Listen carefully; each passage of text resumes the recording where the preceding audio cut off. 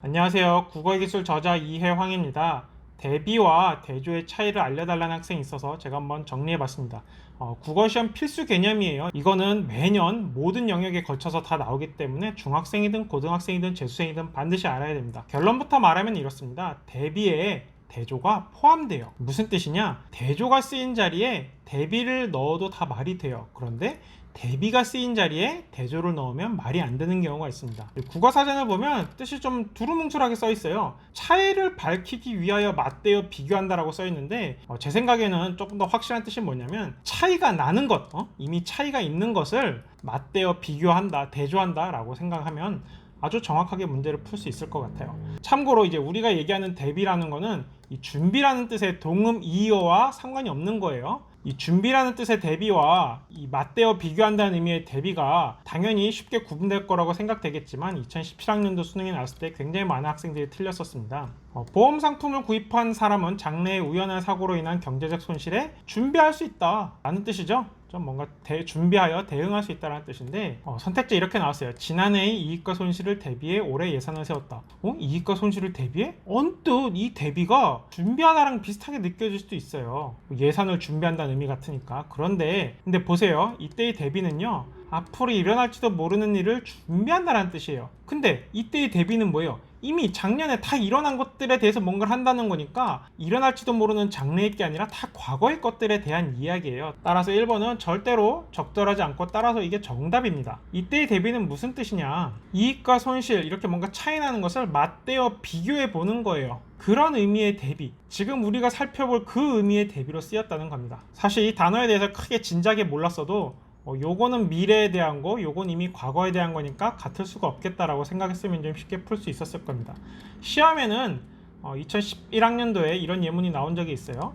불행과 대비하여 행복의 양을 많이 산출할수록 선한 행동이 된다. 이거 말 그대로예요. 불행과 행복을 짝지어 비교해 봤더니 이 둘의 차이 나는 것들을 비교해 봤을 때 행복을 더 많이 산출하는 게 선한 행동이다. 요때의 대비랑 이때의 대비랑 똑같은 표현이라고 볼 수 있습니다. 자, 이제 본격적으로 대비의 뜻 세 가지를 볼게요. 거의 선지에 나오는 90%의 뜻은 다 대조라는 뜻이에요. 이 대조라는 뜻으로는 제가 선지를 엄청나게 많이 모아놨어요. 이거 좀 이따 뭉텅이로 살펴볼 거고요. 이제 두 번째 뜻, 비율이라는 의미가 있습니다. 이게 한 시험에 8% 정도 접할 수 있을 거예요. 선지보다는 독해 지문에 나오는데 아예 이렇게 외워두세요. 분모 대비 분자, 그렇죠? 분모 대비 분자, 분모 대비 분자. 이거 10번 정도 혼자 외쳐보세요. 진짜로. 그래야지 이거 안 헷갈립니다. 자, 시험에 나온 지문은 이래요. 열 효율은 열 기관이 흡수한 열의 양 대비 뭐라고요? 앞에 게 분모 대비 분자니까 한일 흡수한 열이 열 효율의 정의입니다. 상식적으로도 흡수한 열이 그대로일 때 한 일이 많으면 열 효율이 높다고 하겠죠. 자, 2011학년도 모의평가 자동차의 에너지 효율은 뭐라고요? 연료량 대비 운행거리, 그렇죠? 분모 대비 분자니까 연료량이 분자, 운행거리가 분모에 들어갑니다. 이건 리트 지문인데 뭐 똑같이 보면 돼요. 이 손해율이라는 건 뭐냐? 보험료 대비 지급된 보험금 분모 대비 분자 해서 분모, 분자, 손해율. 말 그대로 보험료 산정된 건 그대로인데 지급된 보험금이 막 올라가면 어떻게 돼요? 이 보험회사 입장에서는 손해겠죠, 손해. 그래서 이게 손해율을 뜻하게 됩니다. 자, 세 번째 뜻. 이거 진짜 아주 가끔 만날 수 있는데 유비추론에서 대응이라는 의미로 대비가 쓰일 때가 있어요. 이 유비추론은 제가 국어의 기술 1권 아예 한 단원으로 써놓은 거예요. 왜냐하면 시험에 너무 중요하게 나오고 한번 나왔다면 또 어렵게 나오기 때문에 정말 단원으로서 공부해둘 필요가 있습니다. 이 유비추론은 말 그대로 유사성을 통한 비교해서 유비추론이에요. 이때 핵심은 속성 간 대응 관계인데 문제 나오는 거 보면 어떤 속성과 대응되는 것을 골라라. 어떤 속성에 해당하는 것을 골라라. 이 대상과 대상을 비교했을 때 어떻게 대응 관계가 있는지 살펴봐라 라는 식인데 종종 이 대응의 대자, 비교의 비자를 합쳐갖고 대비되는 것을 골라라 라고 뭐 묻는 경우도 있어요. 근데 뭐 여러분이 시험 공부하면서 거의 만나기는 어려울 거예요. 하여튼 거의 90%는 뭐다? 대조. 나머지 한 8, 9%가 거의 비율이다. 요거는 선지, 요거는 독서 지문 이렇게 생각을 하면 됩니다. 대비가 발문에 나온 경우를 제가 몇 개 모아봤어요. 이때 대비 거의 무슨 뜻이라고요? 대조예요, 대조. 그래서 발문에 대비가 쓰이면 이 대조를 뜻하고 그 대조 관계를 쉽게 볼 수 있도록 표가 제시돼요, 표. 2006학년도 수능 봐요. 가와 나를 대비한대요. 이 대비 뭐라고요? 대조. 짝지어 비교하는 그런 의미의 대조예요. 자, 사건 진행 속도 측면에서 느리다 빠르다, 뭐 사건의 구성 방식이 액자식이다 병렬적이다, 뭐 공간이 고정되어 있다 변화한다, 뭐 서술자가 직접적으로 개입하지 않는다 개입한다, 대화를 통해 드러내냐 묘사를 통해서 드러내냐, 뭐 이런 식으로 다 짝지어서 비교 총 대조를 하고 있는 거죠. 또 2005학년도 수능도 그래요. 한자와 한글을 대비한다. 이 대비 뭐라고요? 대조하기 위해서 보기와 같이 정리할 때 어때요? 이 문자 분류라는 측면에서 짝지어 비교하니까 이런 차이가 있고 대조가 된다. 이 임용시험 중고등학교 정교사가 되기 위해서 치는 시험을 제가 한번 살펴봤더니 이런 발문이 있더라고요. 다른 문학 양식과 작품을 국선생전과 대비하여 이해할 때 적절한 게 뭐냐라고 묻는 건데, 자, 국선생전과 이런 자료들을 비교했을 때 어떻다고 해요? 얘는 고려 후기, 얘는 조선 전기, 얘는 의인화된 수리 주인공, 얘는 실제 사람이 주인공, 뭐 이런 식으로 다 차이점을 대조해서 짝지어 비교해 보고 있습니다.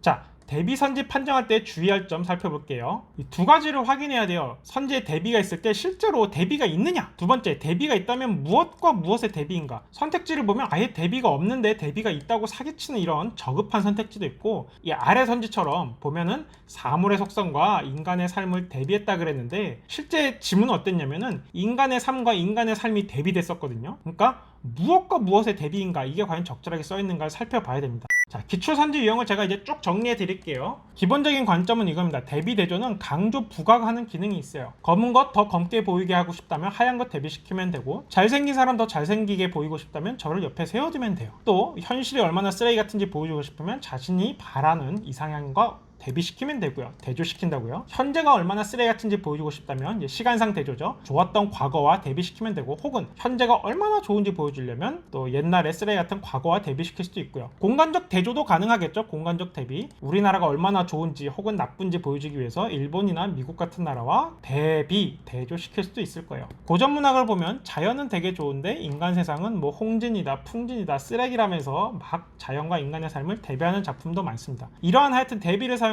정서, 결국 이 정서를 드러내기 위한 거죠. 문학에서는 뭔가 암시하거나 상징적으로 표현하고 드러내는 게 가능합니다. 그래서 첫 번째 선지 유형, 말 그대로 시각적으로 대비 대조를 통해서 강조하는 유형이에요.